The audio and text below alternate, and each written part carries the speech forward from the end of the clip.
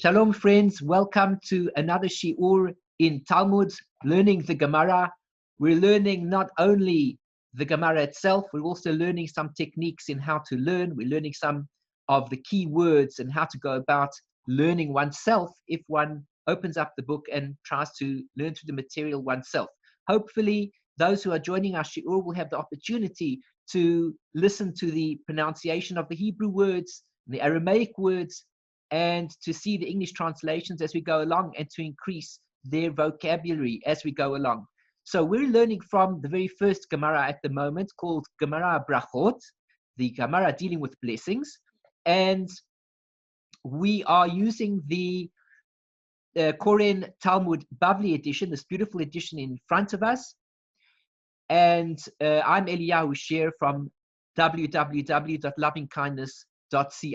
You'll see that the edition in front of us over here, this beautiful Koren Talmud Bavli edition, consists of the Hebrew or Aramaic in the center. We have the translation on the side, and we also have some notes, biographies, and explanations, and background notes, pictures, a variety of things that helps us to get through the page that we're learning. And basically, where we ended off last week, we're on Daf Daled Amud Beis. Where we ended off last week was a discussion with regards to the order in which we have to recite the Shemoneh Esrei and the Kriat Shema.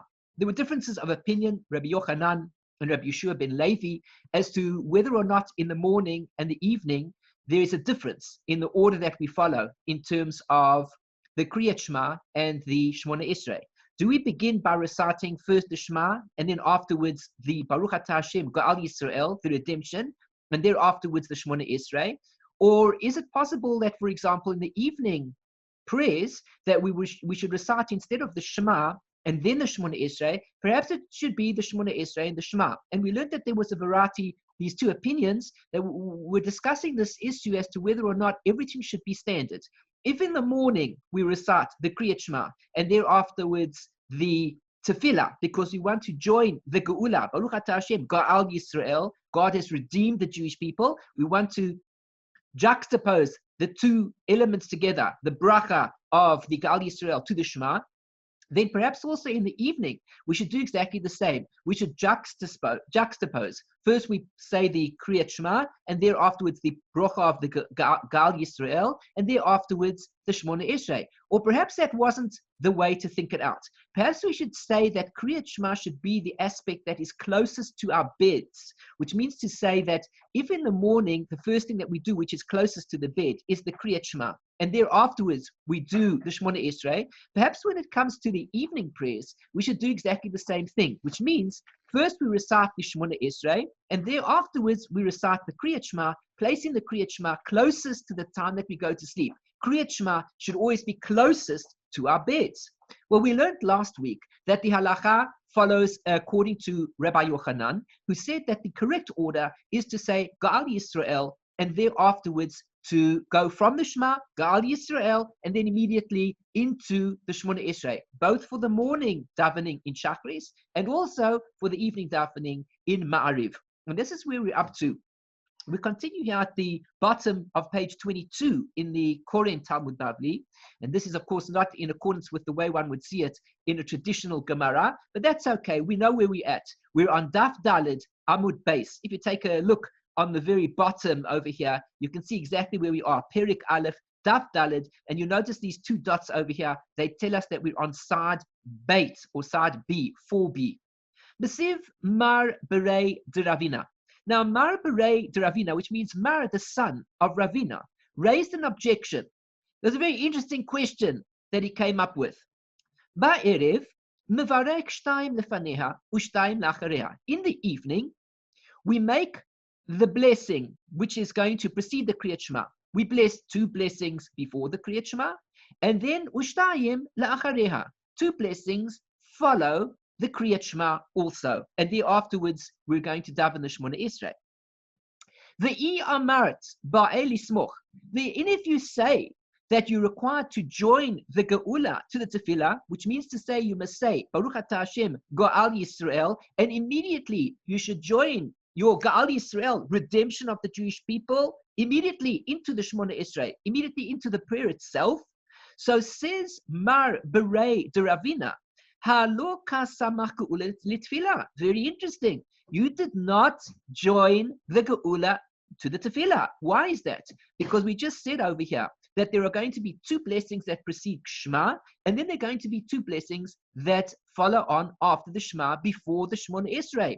Well, if there are going to be two blessings that follow on after the Shema, we're not going to have the opportunity to join the Geulah Yisrael immediately to the Shemoneh Esrei. The Haboy Lemeimar Hashkivenu, because in any case you have to say the Bracha Hashkivenu, which follows after the Geulah Yisrael, and that's a whole lot of words. So that's quite an interruption, and therefore it doesn't seem to make sense. We learned that the concept is to join Kriat Shema to Geulah, and immediately from Geulah into Shemoneh Esrei. Whereas, according to what the sages have told us, we're required to recite two blessings after the Kriat Shema, which precedes the Shemoneh Esrei. One of those blessings being Hashkivenu, which follows after Geulah Yisrael. And therefore, it doesn't seem to make sense that, in fact, there is an interruption in any case between the blessing of Geulah Yisrael to Shemoneh Esrei. And if the whole debate was going on the fact that we don't want to make an interruption between Geulah Yisrael and Shemoneh Esrei, well, we can have no greater interruption than the fact that already there's a whole blessing that precedes the Shemoneh Esrei, which is followed on after the Geulah Yisrael, after the Kriat Shema. This is the objection that Mar, the son of Ravina, has raised. Omri, so they say in response, Kevan de takinu Rabbanan, here is the answer. Since the rabbis already instituted Hashkivenu, this blessing of let us lie down, Geulah Arichta damya, it is in fact like a long Geulah. It's similar to it, which means to say that when we say Baruch Atah Hashem, Geulah Yisrael, and immediately afterwards we say Hashkivenu, since already the rabbis have instituted that we must recite this bracha, then we consider it to be what's called a bracha arichta, so to speak. Well, in this case, Geulah arichta. It's a lengthy redemption.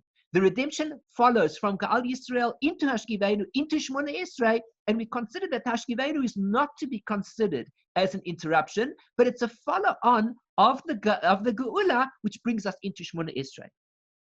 Continues the Gemara. The ila tema haki, because if you didn't say this, shachris heihi matzei samech. How can you say that in shachris that you're joining it? Meaning what? V'ho'amar Rabbi Yochanan, because Rabbi Yochanan himself says what?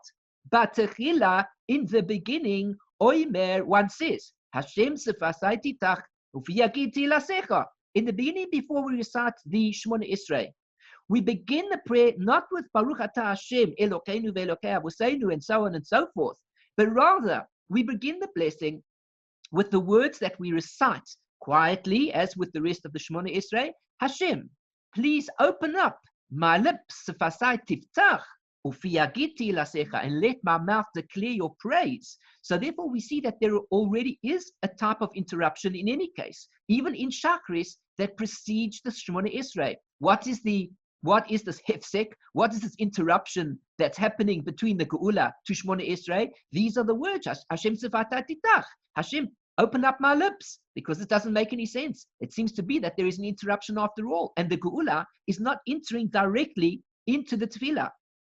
Ulebasof hu omer, and in the end he says, Yihu leratzon imrefi. And of course, these are the words I made, the words of my mouth and the meditations of my heart be acceptable before you. And that's his teaching. Rabbi Yochanan teaches us. The end part is not as necessary as the beginning part. The beginning part is a contradiction on what the rabbi said, that Geulah should proceed immediately into Shemoneh Esrei, and yet they also instituted, say the words Hashem Sefatai Tiftach. Ella, but rather, here's the answer. Hasam, over there. Kevan de takinu rabbonon lemeimar Hashem Sefatai Tiftach. Since the rabbis already instituted that one has to say Hashem Sefatai Tiftach, which means Hashem, open up my lips. Kitfila Arichta damya. It's like a lengthy prayer, which means the words Hashem Sefatai Tiftach are part of the tefillah, part of the prayer.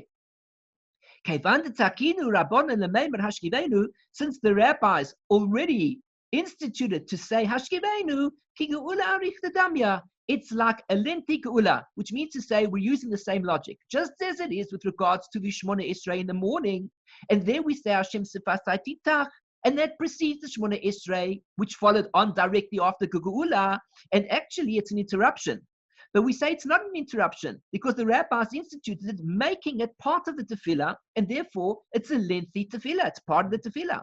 So too, the Hashkivenu prayer was also instituted by the rabbis. And therefore, even though it follows the Ga'al Yisrael, it is not considered to be an interruption between the bracha of Ga'al Yisrael to the Shemoneh Esrei.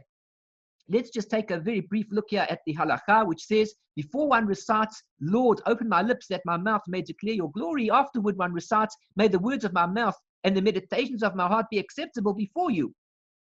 Every Amidah prayer, on weekdays as well as on Shabbat and festivals, begins with the verse, Lord, open my lips that my mouth may declare your glory. You see, before we begin davening, it's important that we ask Hashem to open up our lips so that we can begin to pray to God. In fact, we should be in such a state of awe in the presence of God that we feel, how can we even open up our lips? Imagine, for example, being in the presence of a great king, a great and mighty king.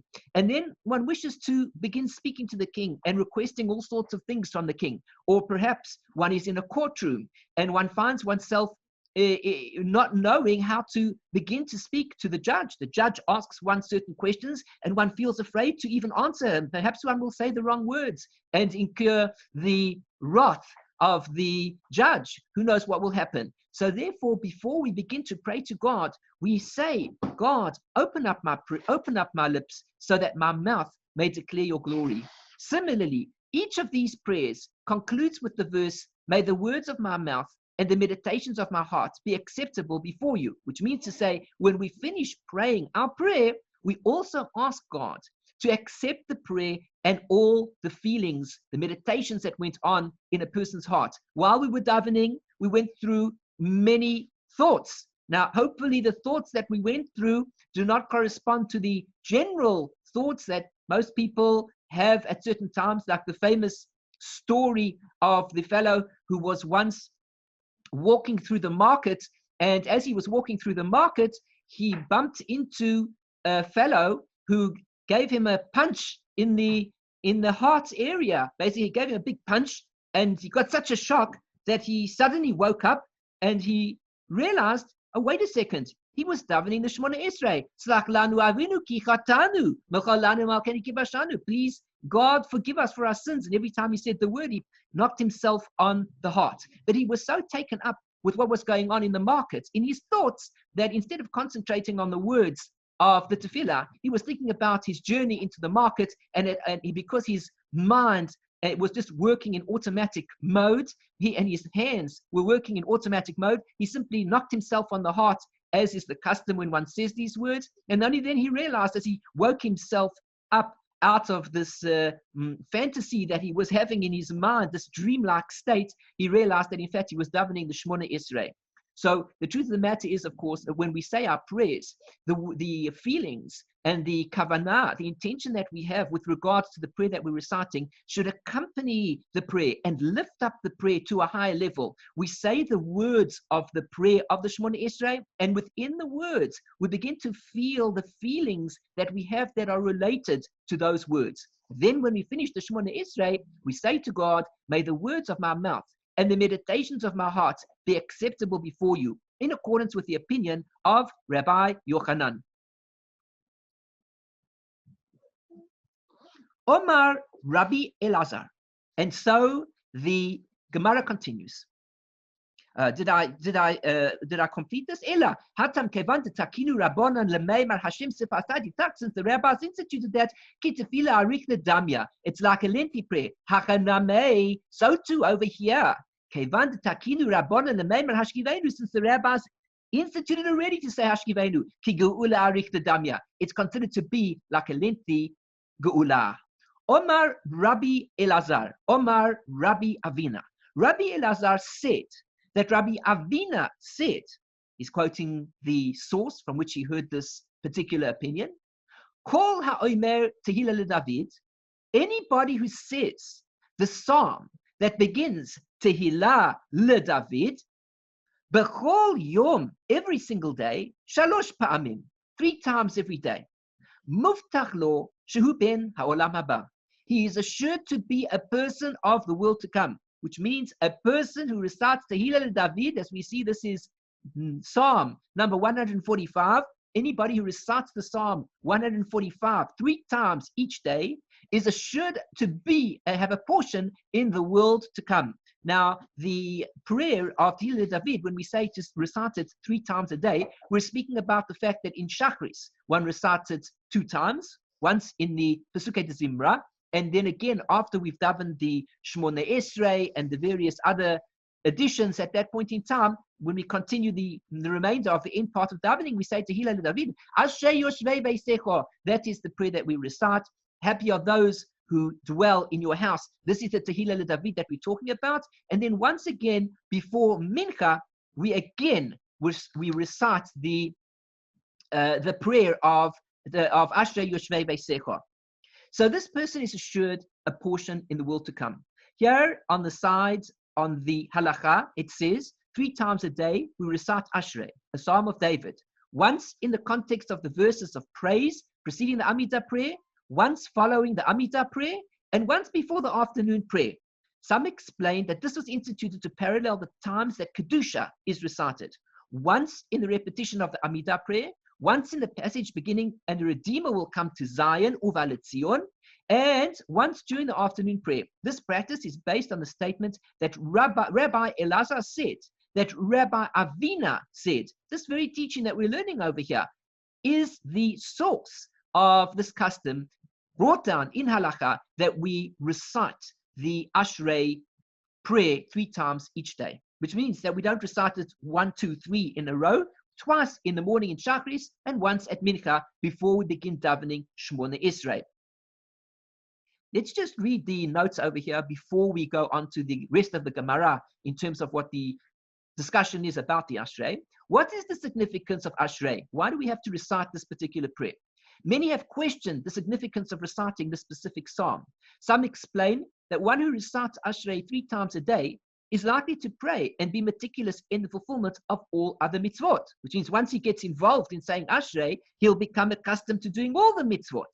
According to this interpretation, the recitation of this particular psalm itself has no particular significance. It is an indication of something much more significant. Others view this chapter as an expression of basic faith. Because of the acrostic nature of the psalm, each verse beginning with one of the letters of the Aleph Beit, it represents the entire Torah, which is comprised of those letters. But not only is this chapter an alphabetical acrostic, it also includes the verse which states that God opens his hands and sustains all living things, which we're going to read about in the Gemara in just a moment. We say to God, open up your open up your hand, and fulfill the desire of all living things. We ask God, please fulfill our desires. And since it includes this verse, it is most appropriate that we include it 3 times a day as well. It also includes the verse which states that God opens his hand and sustains all living things, so that through the recitation of the psalm, the essence of the Torah and its letters is tied to man's physical needs in the world. When one possesses this awareness and reiterates it 3 times every day, one develops an approach which will lead him to the world to come. What does that mean? Of course, it means if a person begins to start thinking in his mind these concepts that we're reading about in tefillah. Tefillah is not just reciting words. It's not just all about reading from a book, like a person, for example, who doesn't understand the language, which very often happens with people who don't understand Hebrew. So when they open up the Siddur, they begin to read as if it's an exercise in reading. Now, it's all very well and good to do that. And especially when it comes to the power of Tehillim, which when recited in the Hebrew has a tremendous power to it. But the one thing that people will be lacking if they do not spend time learning the Hebrew, or every now and again looking at the English to see what it is that they're saying, is they won't even realize what it is that they're praying about. So of course, ideally we should daven in Hebrew. That's the language that we're supposed to daven in. But at the same time, one should every now and again take a look at the English, or perhaps even recite it in English where necessary, until one becomes familiar enough with it to be able to recite it in the Hebrew. But one must remember, the Hebrew has power, and the English lacks the power of the spiritual force within the Hebrew letters. So there is a certain power to it. But at the same time, one must spend time and learn what these words mean, so that as one recites it, one begins to have the right kavanah. Therefore, what happens over here? When a person begins to say words like poteach et yadecho, masbi'a lachol charatzon, God, open up your hand and satiate and satisfy the satisfy the will of all the living creatures. When one says these words, one begins to consider what that really means, which means ultimately that we begin to internalize that God is ultimately in control of our parnasa situation. But of course, that is only one of the verses in Ashrei, and it's only one of the verses in the whole of davening that we do. The more that we concentrate on the literal meaning of the words of all of davening, the more we can realize that God is actively involved in our lives, even if we don't understand it, even if we can't grasp it, even if sometimes we fall off the path and we can't seem to see how this is happening. But nevertheless, when we read these words, it makes an impression on us, which hopefully leads us into the right path, which therefore brings us into the world to come. And so therefore it makes sense. A person who recites this Tehillim 3 times a day is muftach lo shehu ben ha'olam haba. He's assured to be having a portion in the world to come. Why? Because he follows in the right direction, which leads him to the world to come. In other words, it's not a trick. It's not a magic trick. We recite the Tehillim 3 times a day, and thereafterwards we go out and we rob and we commit all sorts of atrocities. We hurt people, we do all sorts of things, but we're okay because we recited the Tehillah David 3 times every day. We're assured a portion in the world to come. That is not what it means. It means that when we pay attention and we start realizing what these words mean, and it encompasses all of the alphabet, all the 22 letters of the alphabet are included within the Ashrei, with, of course, the exception of the Nun. So it's only 21 letters, but in a certain way that the Nun will be included, as we're going to see in a few moments. So there are 22 letters, and through that, through identifying ourselves and fulfilling our lives with all 22 letters throughout the day, through all the holiness of the Torah throughout the day, we become assured of a portion in the world to come. My timer. The Gemara asks a question which says, what's the reason? What's the reason that it's such an important chapter that one who recites it is going to receive, have a portion in the world to come? Answers the Gemara, Ilema, if you say, meaning to say, I'll give you a reason. You could say like this: Mishum da'asya ba'alef beis. The reason why it's so important is because it includes within it the entire alef beis. Neima, says the Gemara, if you use that as a basis as to why it's so important, you could also say, Ashrei Tamimei Dorech. There is another Tehillim, number 119. And over there, in fact, the Asya Bismania Abin, the alphabet appears in this particular psalm with 8 times. In other words, as you read the words, you have Aleph, and then the Aleph is repeated with the first letter 8 times, and then afterwards Beit, repeated 8 times, and then Gimel 8 times. Well, if you're talking about the power of the letters and the fact that the Aleph base is included, and that's what makes it so special, say Tehillim 119, because it includes the Aleph Beit it includes the Aleph Beit 8 times. Therefore, it's far more important. Surely rather say that. Ella, but rather, this is the thing. Mishum de'isbei poseach es yadecha. The reason is because it includes within it the verse that says poteach et yadecha. You open up your hand and satisfy the desire of every living creature. And that is a vital pasuk. The fact that I say that verse makes the entire Tehillim very important. And in 119, we don't see the verse saying poteach et yadecha. So the Gemara answers and says, well, that's all very well and good. But if you just want the pasuk that says poteach et yadecha, neima halel hagadol. You could also recite the Halel HaGadol, which is Tehillim number 136, which is called the Halel HaGadol, Diksiv Bei, and it's written over there in it, Neisen Lechem L'chol Basar, that God gives bread to all flesh. And isn't that the same thing really as poteach et yadecha, that God is sustaining all the living creatures? So why don't we say rather Tehillim number 136? In other words, what's so important about this Tehillim of 145, which is Ashrei, which is Aromincha Hashem, etc., etc.? So the reason that it's so important is Ella, rather because Mishum de Isbei Tarte, because it has both of them. It has both the acrostic of Aleph, Beis, Gimel, Dalet, all the different letters throughout the entire Ashrei, and also because it has Poseach es Yadecha, and these two powerful aspects joined into one Tehillim make it such a powerful Tehillim, and therefore that's what's so great about it. The Gemara continues. Omar Rabbi Yochanan. Rabbi Yochanan continues. Remember, Rabbi Yochanan was taking part in all of these arguments from above, and Rabbi Yochanan is continuing with his discussion. And here is the question that we posed just a few moments ago, and we were discussing that there are 22 letters in the Ashrei, but they're not really 22, even though there are 22 letters in the alphabet, in the Aleph Beit. He says, what is the reason that you don't see the Nun in Ashrei? Meaning there's the Aleph, there's the Beit, there's the Gimel, but there's no Nun. Mipnei, he answers, sheyesh bo mapaltan shel Somech Yisrael. Because with regards to the Nun is the first letter for the word nefila, nofel, to fall. And so therefore, if one is going to include the Nun, perhaps a person might have some sort of negative connotation attached to the Nun. And therefore, since there is within it the concept of falling, we don't want to bring it into the Ashrei. Who is falling? Shall Somech Yisrael, those who hate the Jewish people. Now, we must remember over here that the Gemara and the language of Torah in general is never to speak badly about the Jewish people. But the problem is, in this particular instance, we're speaking about the very aspect of the fall of the Jewish people. That's what the problem is. The Jewish people are the ones who are going to fall. Why does the Gemara use the expression Somech Yisrael? The reason is because, let's look at the background. The phrase, the downfall of the enemies of Israel, which uses enemies of Israel as a euphemism for Israel itself, is not unique to this instance. Anytime Israel is cursed, or the downfall of Israel is described, or where disrespect of God is shown, a euphemism is employed, i.e., enemies of Israel, or enemies of the Holy One, blessed be He.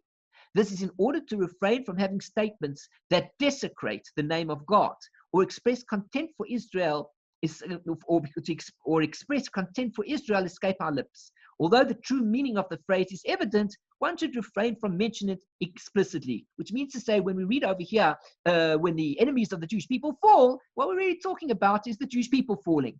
And since we don't want to hear this concept that Jewish people will fall, so we don't want to include the Nun, which relates to Nefilah. Diksiv. How do we know that? Because the verse says the following.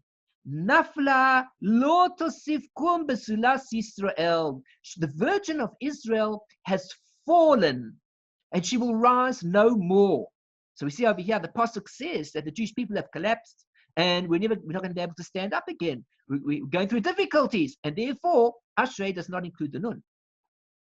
The Ma'arava, Metatzei lahaki, in the west, which means in Eretz Yisrael, because the Gemara was written in Bavel, so Eretz Yisrael is to the west of Bavel. So in the west, they answered in the following way. Nafla velo tosif limpol od. She has fallen, but she will not continue to fall any longer. Kum besulas Yisrael. Arise, Virgin of Israel. Which means to say, it all depends where you put the comma. Did you put the comma, did you neglect to put a comma in? Or did you put the comma in the wrong place? She has fallen and she will not arise any longer, the Virgin of Israel. Or did you read it? She has fallen, but she will not fall again. Arise, the Virgin of Israel. So therefore, the expression is exactly the opposite. She won't fall again. Let her rise. Omar Rav Nachman bar Yitzchak. Rav Nachman bar Yitzchak said the following. Afilu haki, even so, and you can interpret it this way. Chazar David. David still returned. Usemachan beruach hakodesh. And he joined the two aspects together through divine inspiration. How do you know that? Shneimar, because it says, Noifel, it says, Somech Hashem lechol hanoiflim. Hashem supports all those who fall, which means to say the next verse that we recite after what would have been the nun is the Samech, and the Samech says, Somech Hashem lechol hanoflim.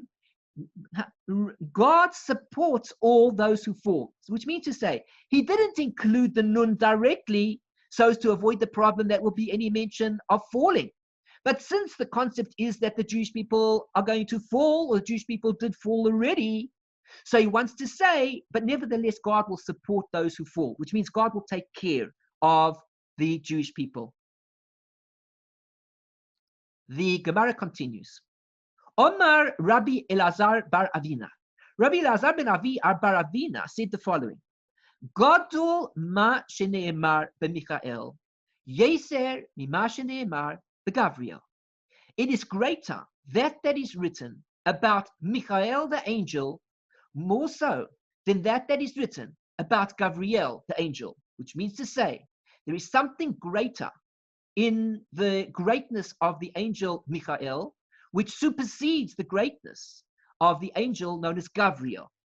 The ilu b'Michael kasiv, that with regards to Michael, meaning the angel Michael, it is written, Vaya'af elai echad min hasirafim, and he flew to me, one of the burning angels, one of the angels known as the Seraphim. Whatever Seraphim means, some people translate it slightly different. Some people say that it comes from the word lisrof, which means to burn. So the burning angels, angels of fire, there are different translations of it.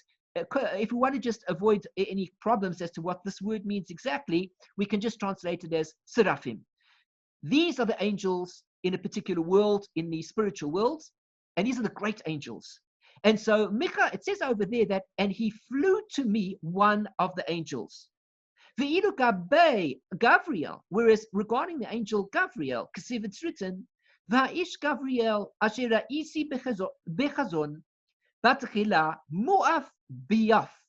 With regards to Gavriel, it says, and the man Gavriel, which means the angel, that I saw in a vision in the beginning, being caused to fly swiftly. But take a look at the expression, mu'af bi'af, which means flying, flying.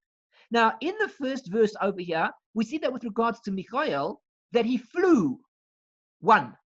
But Gavriel flies two. Well, what does that mean exactly? What do these verses exactly mean? First of all, ma mashma, dahai echad, Michael hu. First, the Gemara asks the question, how do we know? How is it implied that in this verse that we read over here, that it says one of the seraphim was flying towards me? Who said that was Michael? Ma mashma dahai echad Michael hu. How is it implied that the echad that we said over here is Michael? He just made it up in the Gemara. He says this echad refers to Michael, who's greater than Gavriel. But who told him that it is Michael? Omar Rabbi Yochanan. Rabbi Yochanan answers, Asya echad echad. We can learn it out, as in the language of the Gemara, from an analogy. When we take the word echad in one place, and we take the word echad in another place, we can learn it out that in fact the two are directly linked. Kasef hacha. It's written over here in a pasuk, Vaya'af elai echad min hasrafim, as we read, and he flew towards me, one of the srafim. Ukasiv hasam, and it's written over there, V'hine Michael echad hasarim arishonim ba'alo Israeli. In another verse, in the book of Daniel, it says, and behold, Michael, one of the first ministers, he came to help me. So we see over here that the word echad was used in the context over here by Daniel, referring to Michael. And we see in the other verse that the word echad is also used, teaching us what? That just as echad appears over here with regards to Michael, so too echad appeared in the previous verse that we read, also with regards to Michael. And what does all that mean exactly? How do we still work out that Michael is greater than Gavriel, as we said before? What's one thing got to do with the other? Tana. It was taught in a Tosefta. Michael ba'achas, Michael with one, Gavriel b'shtayim, Gabriel with 2, Eliyahu ba'arba, Elijah the prophet with 4, Umalach hamaves b'shmoneh, and the angel of death with 8, Ubishas hamagefa, and in the time of plagues, in other words, the time of destruction, ba'achas, in 1. What is this referring to? This is referring to the amount of times that the angel has to flap its wings, so to speak. If we make a comparison in a physical term, the angel flies around the entire world in a certain amount of flaps of the wings, in accordance with, again, as an analogy, comparing a spiritual being to a physical being, although we don't want to say that the angel literally looks like a human being with wings, but the concept is as follows. In order for the angel Michael to travel around the world, he is able to do so with 1 flap of his wings. Gabriel, the angel, takes 2 flaps of his wings. Now let's think about it. Michael, by the way, is the angel of the Jewish people, for one thing. He is also an angel of mercy. Gabriel, on the other hand, is an angel of power, from Gevurah. And therefore he takes 2 flights in order to get around the world, because Gevurah already is something which is much stronger. And because of that, the world are not so keen, or the world is not so keen, people are not so keen on having the aspect of power of Gevurah imposed upon them, that there's something against them, in other words. In other words, Gabriel requires 2 flaps of the wings. In other words, he's got to take 2 times before he can arrive at certain places, not just once, like Michael. Eliyahu, Elijah the prophet, he takes 4 times as long. In other words, he's got to flap his wings, so to speak, 4 times in order to get around the world from one place to the other. In order to get from one location to another, he can require up to 4 times. But the Malach HaMaves, to get from one place to the other, requires 8. Why does he require 8? Obviously, because the Malach HaMaves, this is the angel of death, also, in all fairness, wants to give people the opportunity to repent. So therefore, the angel of death is going to arrive from one person to the next by flapping its wings 8 times. Why? Because by the time the angel has flapped its wings once or twice or 3 times or 4 times, the person still has the opportunity to do teshuvah. And therefore, God programmed into this angel that it would be required to flap its wings 8 times before it would arrive at its destination to take the soul of a person. But at a time of destruction, which means to say the din is on, the judgment has been announced, and the attack is about to happen, at that point in time, there is no holds barred, which means to say that at that point in time, when destruction has been decreed by God, God does not give people at that point in time the opportunity for teshuvah, and the angel comes immediately in 1 flap of its wings. Let us see what the note says over here. And one of the seraphim flew to me. This midrash concerning the angel's flight contains an assessment of their virtues and their hierarchy, as well as the attributes which they represent. The angel Michael is designated as the angel of Israel, the minister of Israel. Michael is also like God, he's very much like God. He has this strength and power. In no way is he God, and in no way do we replace him as if to say he is God. But he's Michael, who is like God. He has a similarity to God in his power. Gabriel is the angel through whom the prophets prophesy. Although he acts as defender of the Jewish people, he's essentially the angel of judgment and minister of fire from Gevurah, while Michael is the minister of loving kindness, of rachamim, compassion, chesed, and rachamim. For this reason, Michael is capable of traveling anywhere in a single flight, while Gabriel must take 2 flights to reach his destination. This is the source for the Tosefta describing the hierarchy of the hosts of heaven. Michael and Gabriel are first because of the direct relationship between them and their missions. After them is Elijah, who is also considered by the sages as one who represents Israel, as the angel of the covenant. As we know, for example, at every bris milah, Eliyahu Navi is present. One of the reasons why Eliyahu Navi is present at the bris milah of every boy who has a bris on his 8th day, and if for any reason it's not on the 8th day, of course, Eliyahu Navi still comes on the particular day on when the bris is being attended to. So the reason is because Eliyahu Navi once spoke badly about the Jewish people.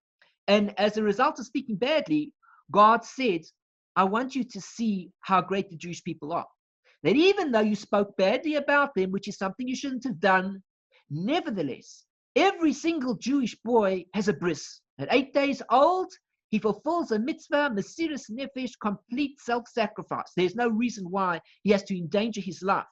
And yet, nevertheless, the parents go through the process and they endanger the life of the child in order to bring this child into the covenant of Avraham Avinu. And because he spoke badly about the Jewish people, he must now go and testify to God. At the moment that there is a bris, he testifies about the greatness of the Jewish people who involved themselves in this mitzvah. So he too has to travel, and he travels to every single bris milah as a minimum.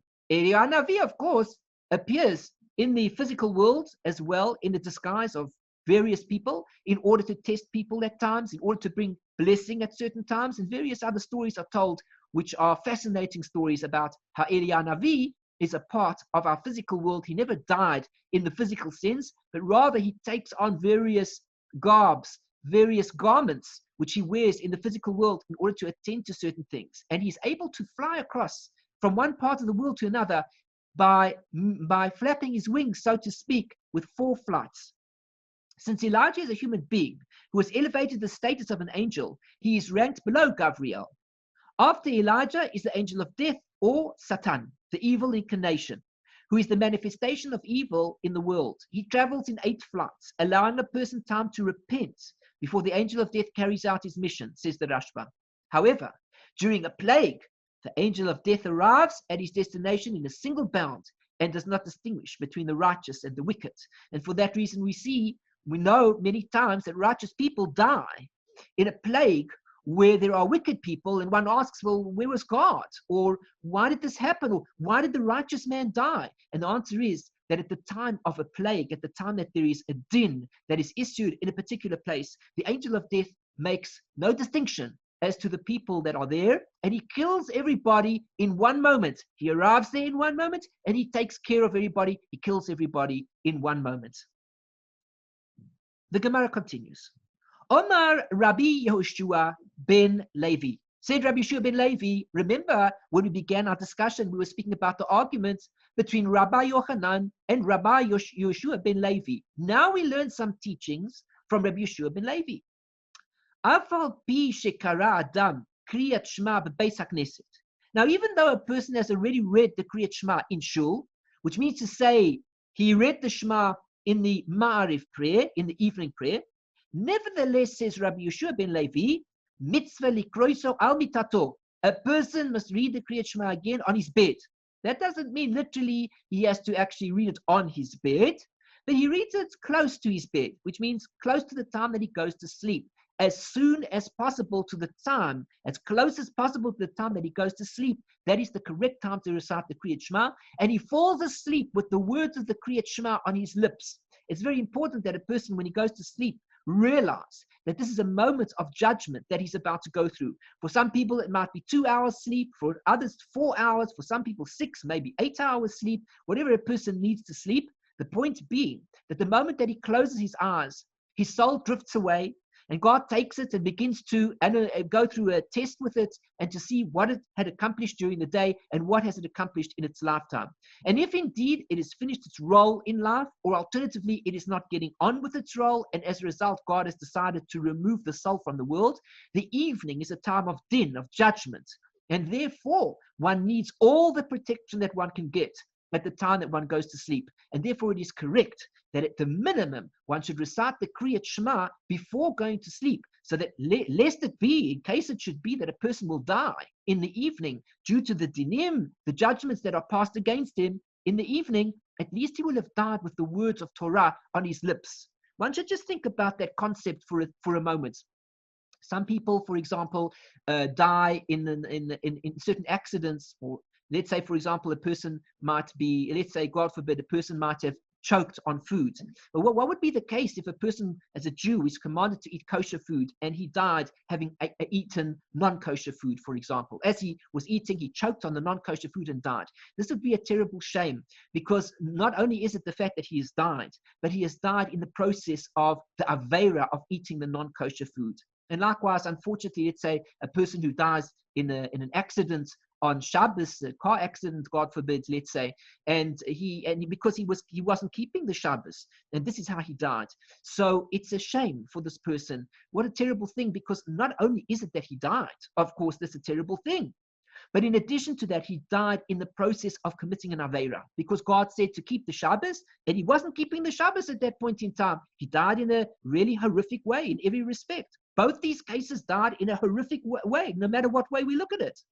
But a person who dies in his sleep, and he recited the Kriat Shema, at least when he dies in his sleep, he has the words of Torah that were on his lips as his last words before he left the world. At least he has the Torah as a defender for him, that when he dies, he's able to say that my last words were Shema Yisrael, Hashem Elokeinu, Hashem Echad. I testified to the unity, to the oneness of God.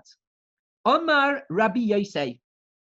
Rabbi Yosef says, Rabbi Yeshua ben Levi, I don't understand, where did you get this idea from that one should read the Kriat Shema on one's bed before going to sleep, when we already recited it in the evening prayer? Makra, what verse proves to us that this is correct? Answers Rabbi Yosef, Rigzu v'al techeta'u, imru bilvavkem, al mishkavkem v'domu sela, which means tremble and do not sin. Say in your hearts, upon your bed, and be still. Selah. What does all of that mean? Let's look at those words again. Tremble, which means a person's in a state of awe. Don't sin. That's not the thing to do. We don't want to sin. So recite in your hearts. What is that referring to? It's referring to the Kriat Shema, which says that you shall recite the Kriat Shema. It should be, the word should be al levavecha, upon your hearts. Those are the words of the Kriat Shema. So when it says imru bibavkem, the pasuk, the verse, is referring to the recitation of the Kriat Shema. When should you recite it? Al mishkavkem, when you're lying down on your bed. V'domu sela, and then be still, which means go to sleep.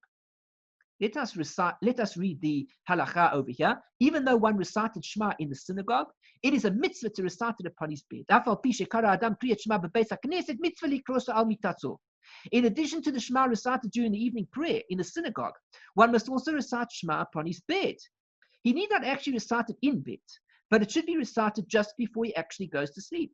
This recitation includes the first paragraph of Shema.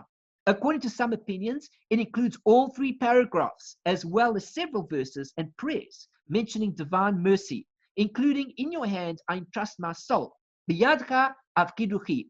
Anybody who has a Siddur, doesn't matter which version of Siddur you have, if you take a look at your Kriat Shema in the evening, you will see that there are a number of paragraphs related to various matters of prayer, of supplication, of mysticism, of all sorts of things involved. No matter which version you're using, you'll see that the version has these various aspects to it. And of course, the most important thing is Kriat Shema, which means if a person, for whatever reason, cannot recite the entire Kriat Shema al Amidah, which means the full prayer that one sees in the Siddur, one should at the very least say the Shema itself, or at least the first paragraph of the Shema.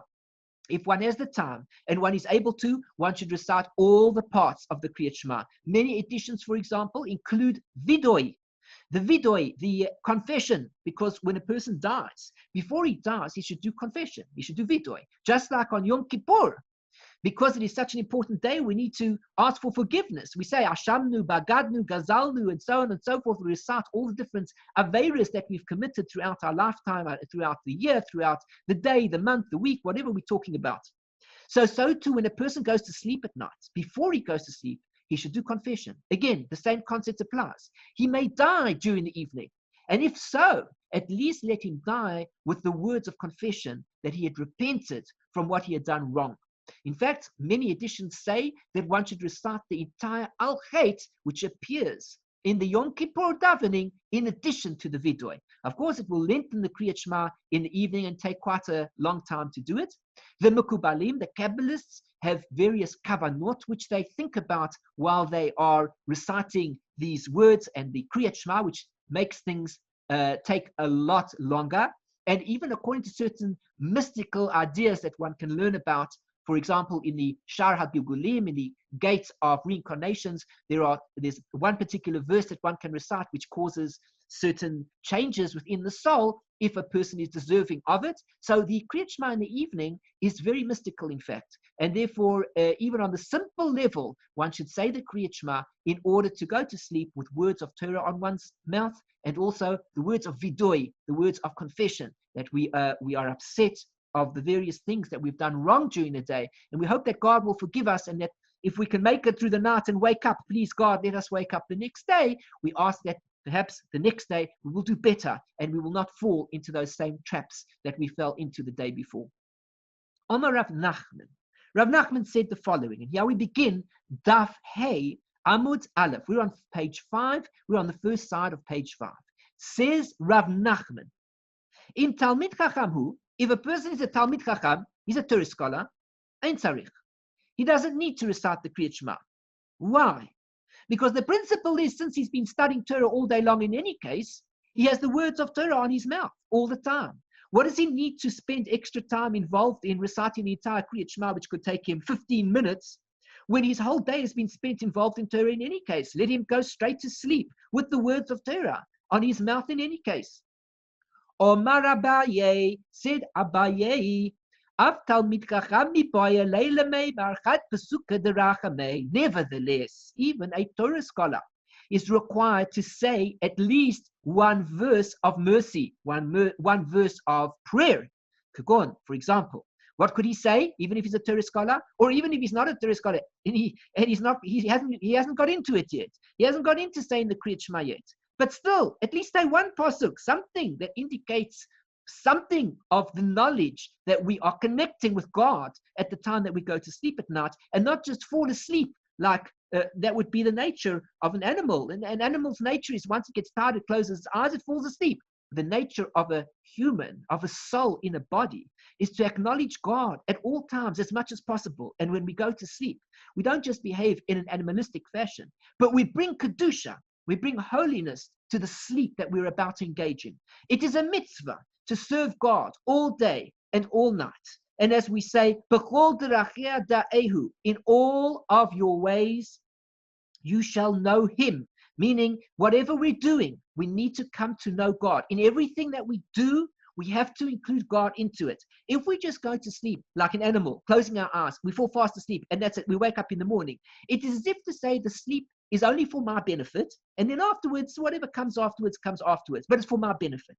But when I close my eyes, but before closing my eyes, I say the Kriat Shema. I acknowledge that there is a holiness to the sleep that I'm about to be engaged in. When I close my eyes, I say, God, the reason that I'm closing my eyes at this point in time is because I'm so exhausted. I cannot continue to serve you today any longer. I cannot recite any more blessings. I cannot recite any more Torah. I cannot daven anymore. I feel exhausted, but I still want to serve you. And tomorrow I will need to serve you again. I will need to put tefillin on. I will need to make sure I'm eating kosher, to observe the Sabbath day and keep the laws of family purity, and to give charity and all the different mitzvot. It's Pesach soon, and we'll have to eat matzah. There's lots to be done, God. And it's Purim soon, and I'll have to read the Megillah, listen to the Megillah. God, there's so much I need to do. But if I carry on like this, I'll be totally exhausted. I'll be unable to serve you. And therefore, what must I do? I must go to sleep. But I'm going to serve you even in my sleep. How will I do that? By reciting the Kriat Shema before I go to sleep. As I recite the words of the Kriat Shema, I acknowledge that I'm entrusting my soul to you, God, so that you will refresh me, so that when I awaken in the morning, I will be able to awaken and to serve you in the way that you want me to serve you each day. So therefore, says Abaye, that if he's a Talmid Chacham, in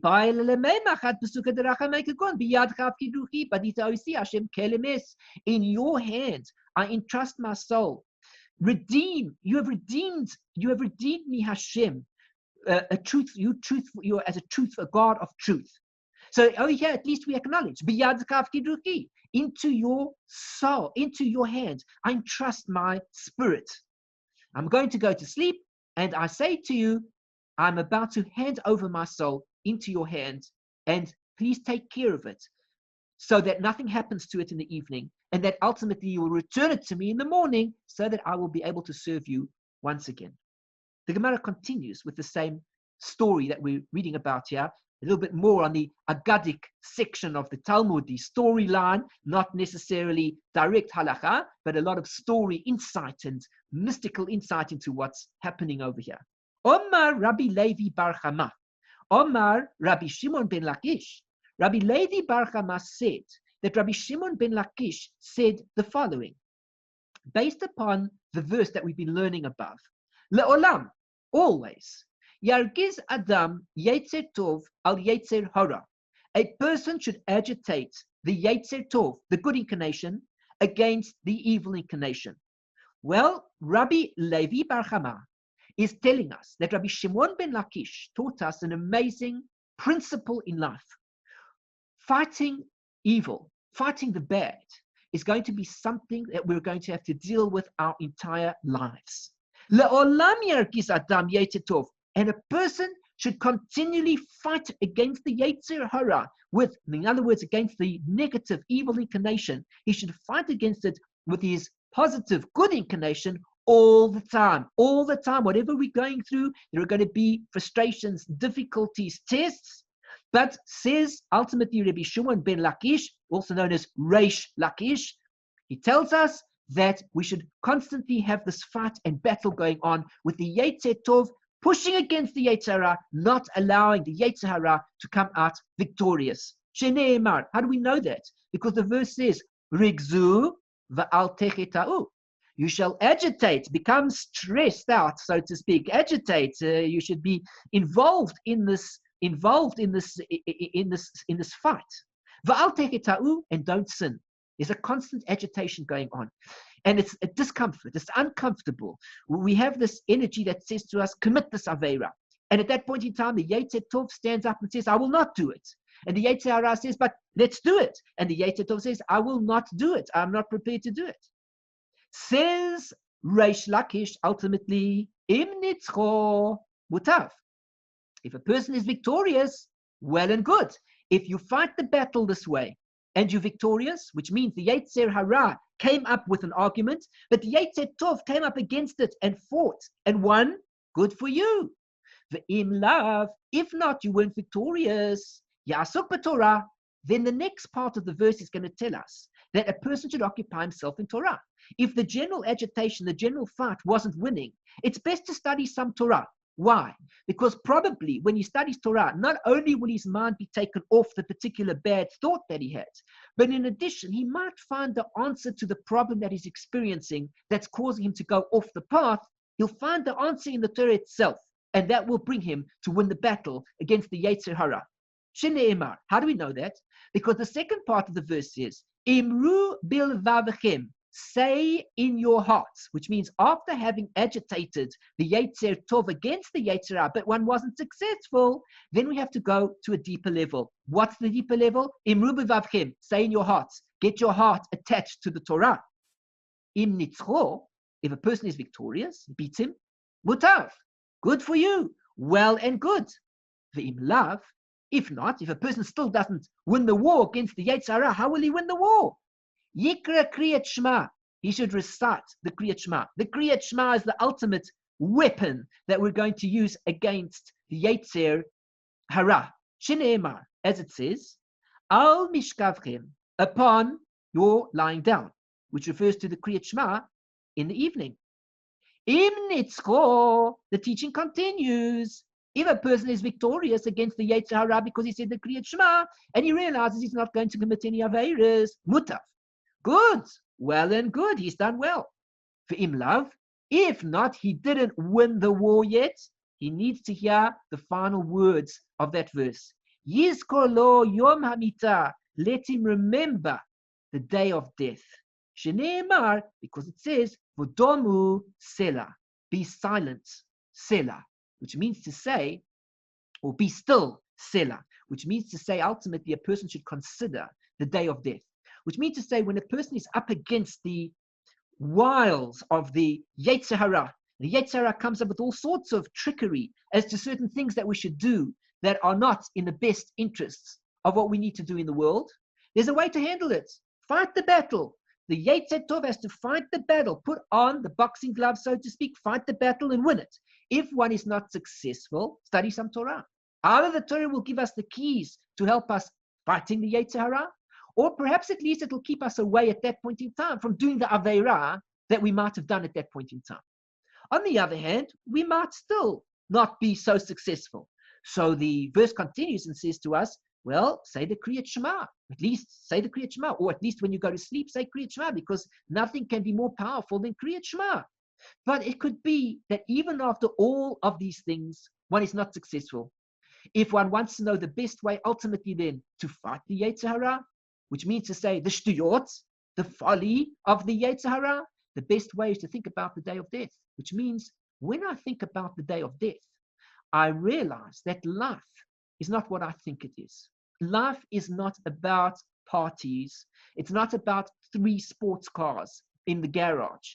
It's not about 4 holidays in different areas, in different parts of the world each year. It's not about 6 holiday homes that one can visit at different times of the year or at different times of the decade, whenever one feels like. And actually, when one isn't even there, the home stays open. You know, there are many people in the world that lack a home. And here this fellow has 6 homes in different continents. Wherever he goes, he finds another home. And when he's not there, the home remains open. Nobody can live there. Let somebody rather stay on the street. It's much better than that my home could be used for a person who might need a home and a shelter over his head. Life is all about 6 beautiful palatial homes in different continents. Life is not about these things. How do I know that? How am I going to win that battle? I thought that's what life was all about. It's about good food and holidays and fancy cars. Isn't that? And playing golf, of course. One should play golf regularly. Isn't that what life is all about? No, says the Gemara. That is not the challenge of life. Life's challenge is to engage in the activities of what we're here for, which means to do acts of goodness and kindness and to serve the Creator of the world who has given us life in this world.